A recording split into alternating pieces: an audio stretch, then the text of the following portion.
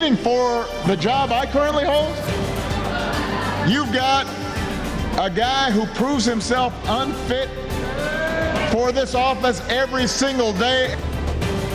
President Barack Obama campaigns in North Las Vegas for Hillary Clinton and Catherine Cortez Masto. Patrick Walker is live at his rally with highlights and reaction. That's because he'd rather have a puppet as president of the United States. No puppet. And it's pretty clear. You're the puppet. The third and final presidential debate held at UNLV is in the books. We'll break it down and find out what a panel of undecided voters had to say about it. That's something quite different. That's using the question about the vote's legitimacy as an organizing tool. And Face the Nation host John Dickerson gives us his thoughts on the debate and Trump calling the election rigged. From 8 News Now, this is Politics Now with Steve Sebelius and Patrick Walker. Well, President Barack Obama just wrapped up a rally in North Las Vegas at Cheyenne High School. Thanks for joining us. I'm Steve Sebelius. Obama is campaigning for Hillary Clinton and Democratic Senate candidate Catherine Cortez Masto. My co-host Patrick Walker is out at Cheyenne. Patrick, what's happening there? Hi there, Steve. Good evening here from Cheyenne High School, where everything is just wrapping up. The president clearing the stage just a little under 5 minutes ago. He came back out to speak with the faithful out here and those that were really celebrating his arrival.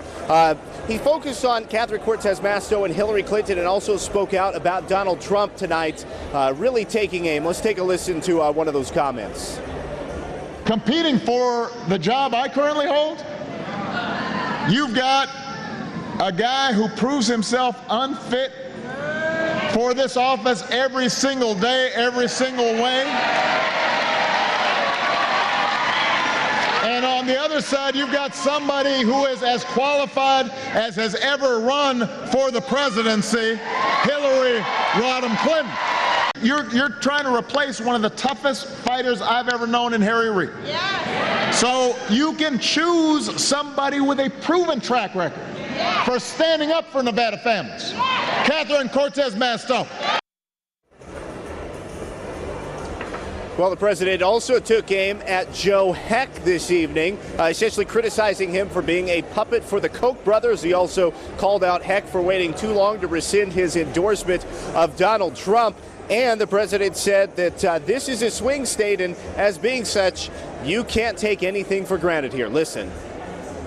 Let's face it, Nevada's always close. Yep. Nevada always makes you a little nervous because you kind of don't know what's going to happen. But that's what makes it exciting. I was here in Nevada in the closing days of both my campaigns. Both times you guys came through. I turned over that card. It was an ace. And Michelle and I thank you from the bottom of our hearts. Well, really the basic theme of over today's rally, and maybe you can see it over my shoulder, it is vote early. The president mentioning how voting started yesterday here, early voting. Everything wrapping up, of course, on Election Day, November 8th. For now, reporting live here at Cheyenne High School for Politics Now, I'm Patrick Walker. Steve will send it back to you. Thanks a lot, Patrick. That's the hard-working Patrick Walker out there covering that rally for us. Well, the third and final presidential debate held right here at the Thomas and Mack Center went off without a hitch on Wednesday, and it was the third largest debate television audience ever, with a total of 84 million viewers. One of the biggest moments came when Hillary Clinton and Donald Trump squared off over Vladimir Putin and possible Russian involvement in the hacking of Clinton campaign emails. From everything I see, has no respect for this person. Well, that's because he'd rather have a puppet as president of the United States. No puppet. And it's pretty clear. You're the puppet. It's pretty clear you won't admit that the Russians have engaged in cyber attacks against the United States of America, that you encouraged espionage against our people. The U.S. government has been accusing Russia of carrying out the email hacks that WikiLeaks has been posting online as part of efforts to try to interfere in the 2016 election. The debate was filled with attacks and interruptions. The discussion over immigration was one of the most heated parts of the debate when Trump said there were, quote, bad hombres, unquote, he would kick out of the country. There was also this exchange over a border wall. Hillary Clinton wanted the wall. Hillary Clinton fought for the wall in 2006 or thereabouts. Now, she never gets anything done, so naturally the wall wasn't built. When it comes to the wall that Donald talks about building, he went to Mexico. He had a meeting with the Mexican president, didn't even raise it. He choked, and then got into a Twitter war because the Mexican president said, we're not paying for that wall. But the most talked about moment after the debate was probably this exchange with moderator Chris Wallace, in which Donald Trump refused to say whether or not he would even accept the election results. It's rigged because she should never have been allowed to run for the presidency based on what she did with emails and so many other things. But, sir, there is a tradition in this country. In fact, one of the prides of this country is the peaceful transition of power, and that no matter how hard fought a campaign is, that at the end of the campaign, that the loser concedes to the winner, not saying that you're necessarily going to be the loser or the winner, but that the loser concedes to the winner and that the country comes together in part for the good of the country.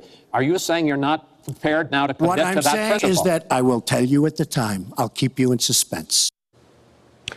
And after the debate, Trump took to Twitter to claim that Hillary Clinton was given the questions ahead of time before the debate.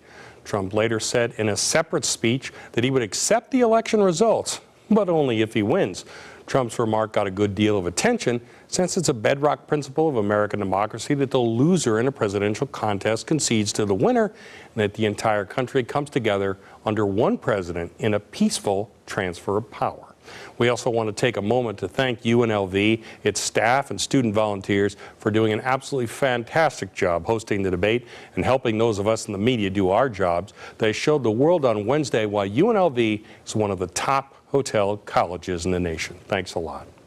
So how are those comments about possibly contesting the election results playing with voters?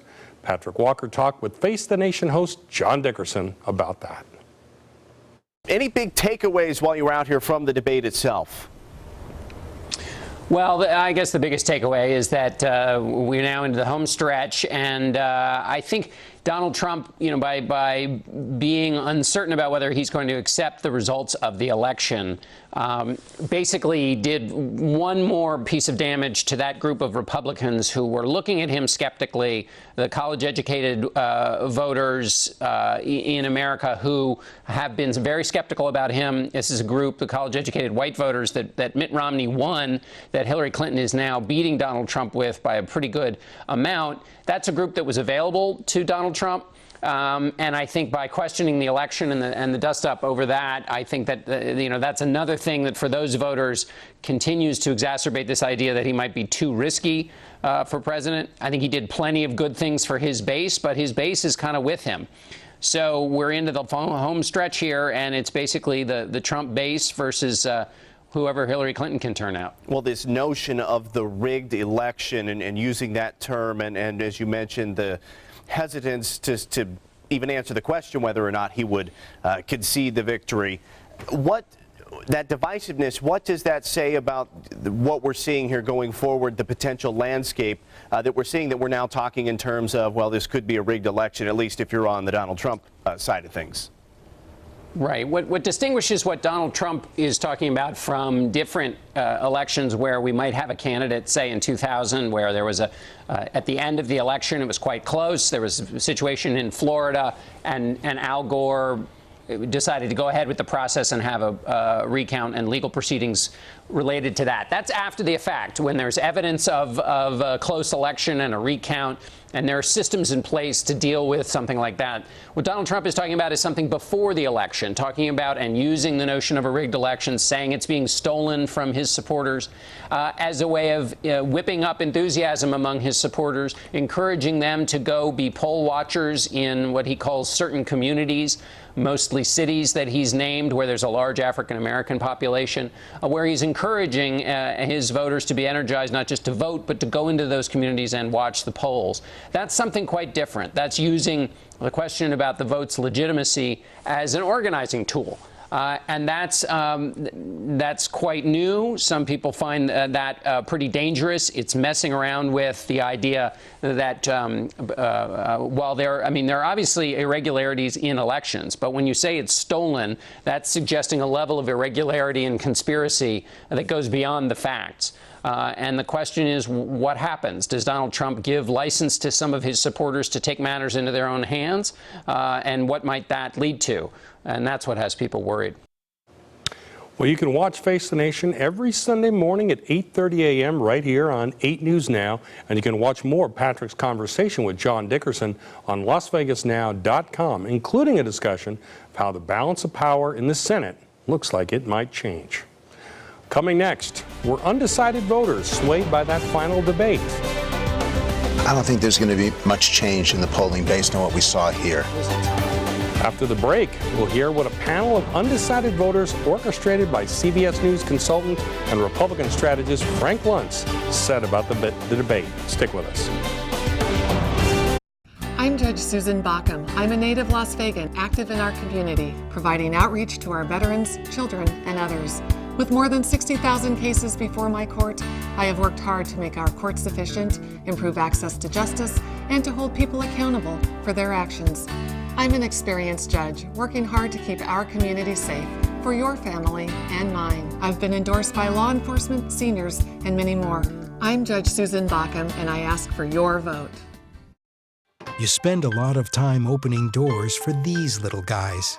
But Congressman Heck opens them for these guys. Special interests in the billionaire Koch brothers. They spent millions supporting Heck, and Heck supports their agenda. Special tax breaks, even for corporations shipping jobs overseas. Worse, Heck pays for them by cutting education and raising taxes on us. Congressman Heck is what's wrong with Washington. DSCC is responsible for the content of this advertising. I spent many years as a nuclear missile launch officer. If the president gave the order we had to launch the missiles, that would be it. I prayed that call would never come. Self-control may be all that keeps these missiles from firing. I would bomb the out of them. I want to be unpredictable. I love war. The thought of Donald Trump with nuclear weapons scares me to death. It should scare everyone. I'm Hillary Clinton, and I approve this message. Congressional Leadership Fund is responsible for the content of this advertising. A brutal regime, a dangerous deal. Yet Washington puppet Jackie Rosen wouldn't take a position on the Iran nuclear deal. Then Rosen called it the best deal, but later changed her mind again. Billions to a state sponsor of terrorism, responsible for killing Americans. But Jackie Rosen was indecisive. When it comes to our security, Nevada deserves a leader we can trust. Danny Tarkanian for Congress. Welcome back to Politics Now.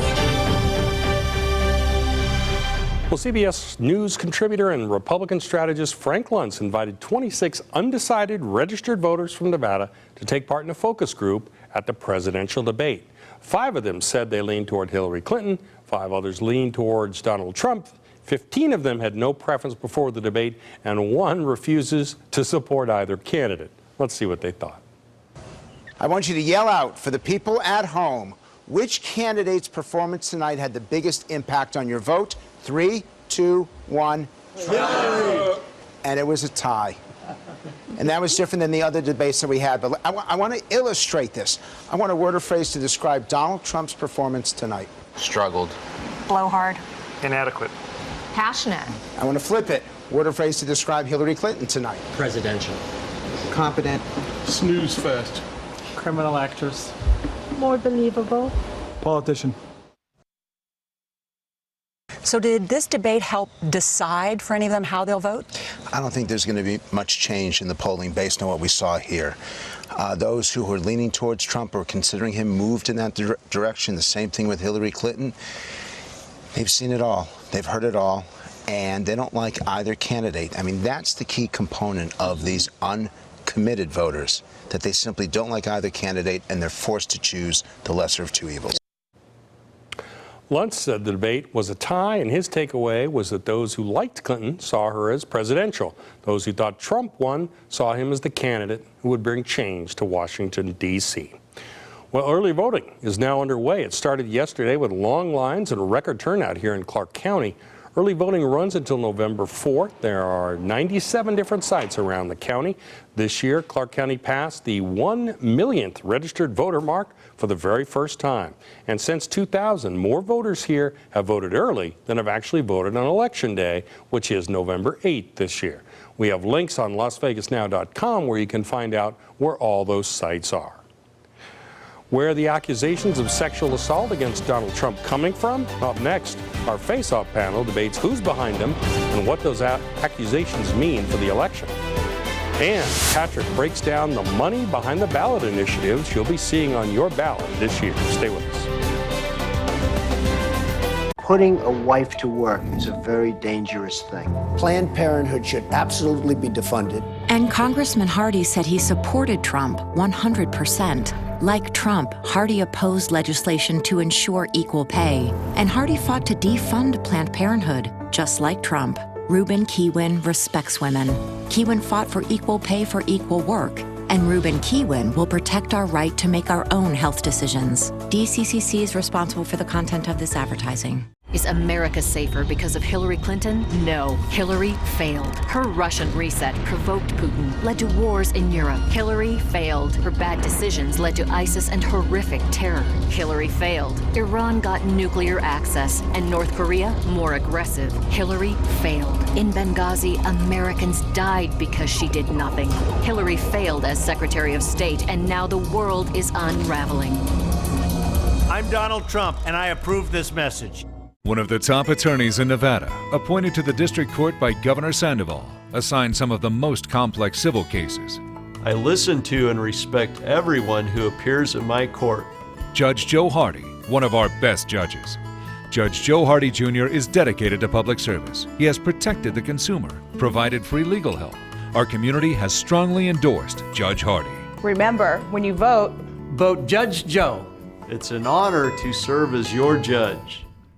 Monday on Good Day, the Valley is getting a second helping of some Southern fried comfort food. The grand opening of the Valley's second Cracker Barrel. Hard-hitting closures going into effect next week that are sure to snarl your commute, what you can expect, and the alternates you'll want to use to get around it all.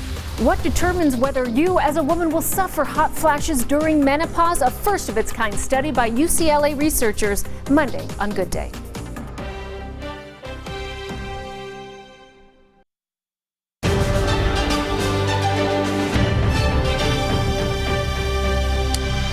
Well, women making sexual assault accusations have taken center stage in this election. Our face-off panel tackled that issue this week. From the left, Battleborn Progress Executive Director Annette Magnus. From the right, KXNT radio host Alan Stock.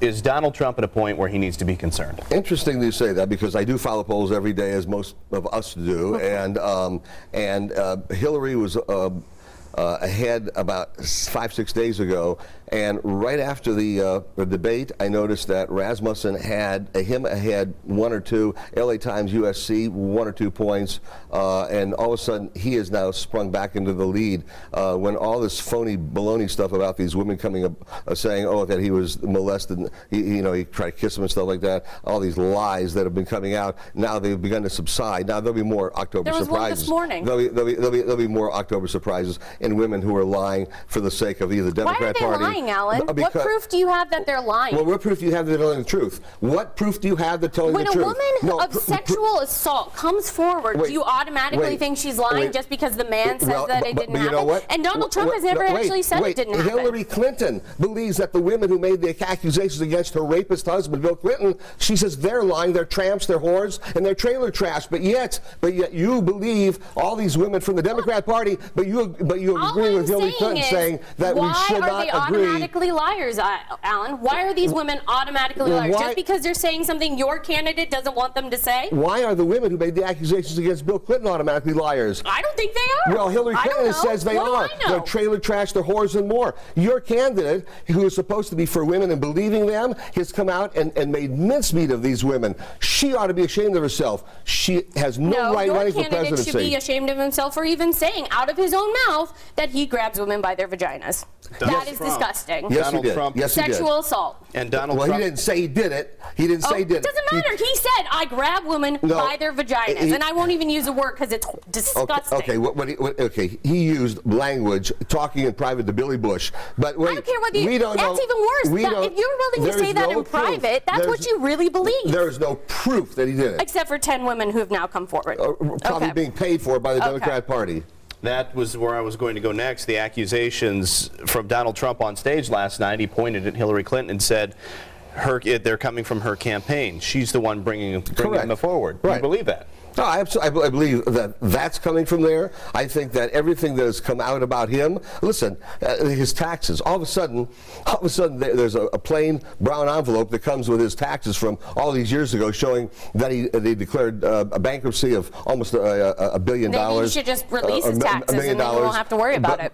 It came in a private, well, interestingly enough, what happened was illegal, because somebody hacked and then went ahead and sent these figures to the media. I think it was NBC, I believe. And, so hacking people's emails isn't illegal, but hacking their taxes it is illegal. It's all illegal. It's all illegal. But I want you to also say that the information on his taxes are illegal. So all that came out along with the time that you had one woman after the other coming forward. I saw the woman with Gloria Allred. They call her Allred for a reason. Red's is a communist color. But with Gloria Allred in that particular conference that they had, I saw her out there. I saw. She never looked into the camera, and it was this kind of a thing. Oh me. This is a Greta Garbo type of a scene. Do I believe her? No, I think she was paid well by the Democrat Party. When a mogul is touching you inappropriately, touches a 20-year-old woman at the time inappropriately, I'm sorry, if I were 20 years old and somebody touched me like that, I probably wouldn't come forward either, because that's a scary thing for a victim of sexual assault to actually do, especially when a man is in power like that. That is a problem, Alan, and for you to sit here and mock them is a problem, whether you believe them or not. Well, we have much more of Annette and Alan's debate breakdown, including how the candidates did on immigration, on LasVegasNow.com. Now, here's Patrick with a segment on the race now that we taped earlier in the week. It's time for the race now, where we recap the other big local stories happening this week. This one is all about money. Let's start with the expensive battle being waged over gun background checks. The Question 1 group that is in favor has raised more than $13 million in the last 3 months, all of it from New York Mayor Michael Bloomberg and his group Everytown. On the other side, the Nevada affiliate of the NRA raised $4.5 million to fight it. Recent polls have shown voters are in favor of passing it. And the anti-recreational marijuana focus got a cash infusion from casino billionaire Sheldon Adelson. He put $2 million up to defeat Question 2, and he's also put up big figures to beat similar ballot initiatives in other states. MGM, South Point, and Boyd have also made much smaller donations to the cause. Two PACs supporting legalization have raised about $1.8 million in the last 4 months. And then there's Question 3, the effort to break up NV Energy's monopoly and open the electricity market. Has some big backing from casinos as well. Adelson's Las Vegas Sands has kicked in $250,000, and data center Switch added another $1.5 million. The casino companies have tried to leave NV Energy, but were hit with large exit fees by the PUC. A new proponent has emerged, the International Brotherhood of Electrical Workers Union and the AFL-CIO, raising about $835,000 to fight the measure. Recent polls have showed large public support for Question 3. Thanks, Patrick. That's quite amazing. Nearly $20 million spent on that gun initiative. Well, Nevada voters are already hitting the polls when we will have an idea of the direction the election is headed. So what's to watch next? Attorney General Adam Laxalt with straight talk about Question 1. Question 1 sounds good because we all support background checks, but Question 1 is a sloppy legal disaster. It's poorly written and could put honest Nevadans in jail. That's why Governor Sandoval and most sheriffs are voting no on Question 1. And you should join us in voting no on Question 1. Don't give Nevada this bad law. Vote no. NRA Nevadans for Freedom sponsored this message. I've seen what can happen as the result of hate. My son, Matt, was murdered in Laramie, Wyoming in 1998. He was befriended by two men in a bar who pretended to be gay. They offered him a ride home, and when he was in their car, they robbed him and beat him. They drove Matt out to the prairie and tied him to a split rail fence, then beat him some more and left him for dead. In the aftermath of Matt's death, my family saw the best of America in the love and support we were shown. Despicable. So when I see the hate that Donald Trump has brought to his campaign for president, it terrifies me. I'd like to punch him in the face, I'll tell you. I don't know what I said. I don't remember. He's a Mexican. I could stand in the middle of Fifth Avenue and shoot somebody and I wouldn't. Words have an influence. Violence causes pain. Hate can rip us apart. I know what can happen as the result of hate, and Donald Trump should never be our president. Priorities USA Action is responsible for the content of this advertising. You spend a lot of time opening doors for these little guys. But Congressman Heck opens them for these guys. Special interests in the billionaire Koch brothers. They spent millions supporting Heck, and Heck supports their agenda. Special tax breaks, even for corporations shipping jobs overseas. Worse, Heck pays for them by cutting education and raising taxes on us. Congressman Heck is what's wrong with Washington.